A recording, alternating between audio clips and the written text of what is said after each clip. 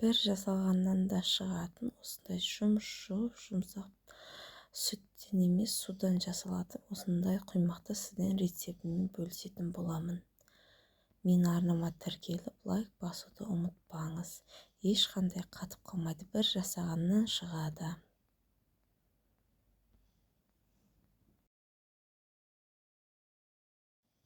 Алдымен ыдысымызға 3 жұмыртқаны жағып аламыз.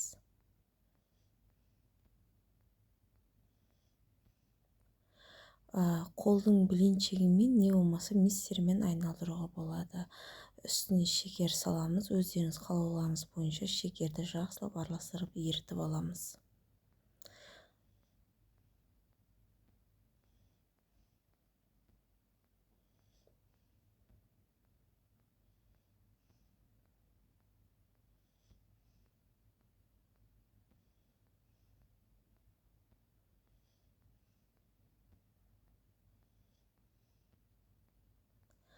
Артынан 3 қасық сұйық майымызды шығарамыз. Оны да құйып аламыз. Оны да жақсылап тұрып араластырып аламыз.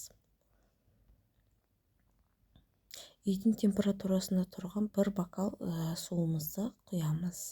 Оны да жақсылап араластырамыз.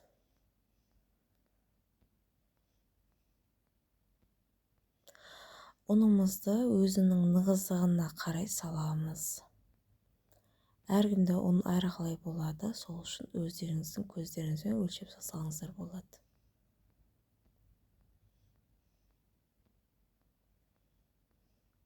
Және де осындай қою болады. Сол кезде ыстық қайнап тұрған суымызды аламыз, қайнатып аламыз.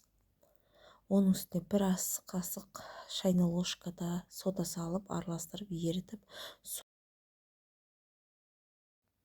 суды құйып жібереміз, сонымен жақсылап тұрып араластырамыз. Бізде осындай сұйық масса дайын болады. Араластырғанда сұйық болып тұрады. Енді табамызды қыздыртамыз. Қыздыртуға қойып, жақсылап қыздыртып алып, кәдімгідей блинчик пісіргенде пісіре береміз. Май жағудың қажеті жоқ. Ішінде өйткені өзіміздің сұйық майымыз жеткілікті. Егер менің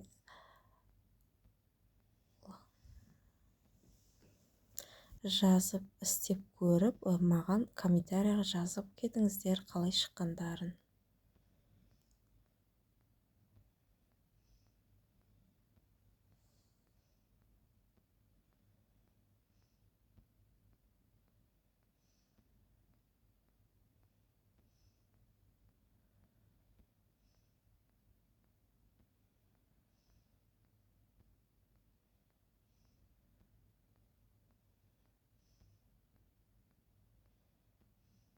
Мінекей барлығын пісіріп алдық, ал бізге ас болсын.